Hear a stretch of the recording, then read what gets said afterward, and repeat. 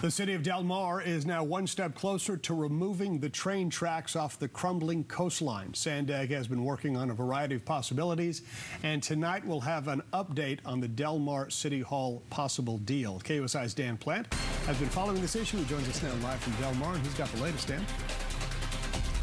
Hello there. Yes, we're right in the middle of Del Mar City Hall. I know that you know where this is because you live close by. And take a look at what's going on. I got some feedback in my ear. Please fix that. But take a look at what's going on out here. You see all the maps that are being laid out on these tables. They have these little stands set up out here. And as you pan around, you'll see a variety of these. And each one of them has sort of a different route for the train. You know, originally there was 5 different routes. And I believe we have some video for you as well. Show you some trains going by. But a lot of activity going on. Originally, there was 5 different possible options to move the tracks off the coast, and then it was whittled down to 2, but the people of Del Mar were not all that happy about that and how this is all going down, so they started chiming in, and now there are, well, I mean, at last I heard, there's 12 different plans, possibly different routes that they're looking at this point, and many of them actually are tunnels, and they go under people's homes. However, there is another plan that is being floated right now that wouldn't go underneath anybody's home. You wouldn't have to do the eminent domain.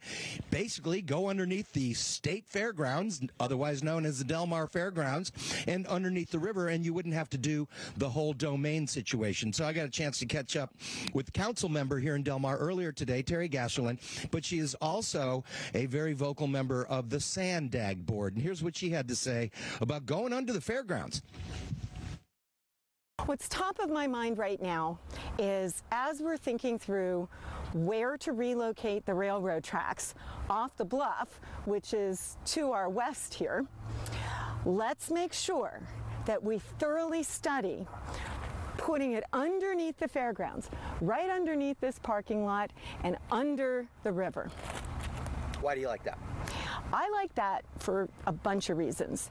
It means that we can go low and get down to 60 to 100 feet below sea level, underground here, in a place where we don't have people's homes. It's already a trench.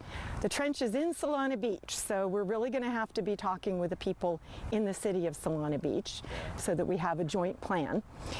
But it brings it down, and it brings it under state property, and it brings it underneath the river so that the lagoon that's behind me over here is freed up for better sand transport back and forth. All righty, that's a lot of reasons. Back out here live, and look at that. It's a true town hall meeting. There's the town hall.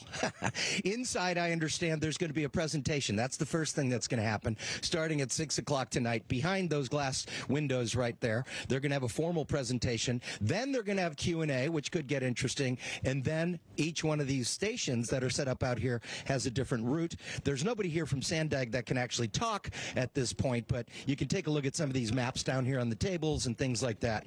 These are the different possible routes where people will be able to ask questions and hopefully get some answers. So this is really moving forward, which is a very, very good thing.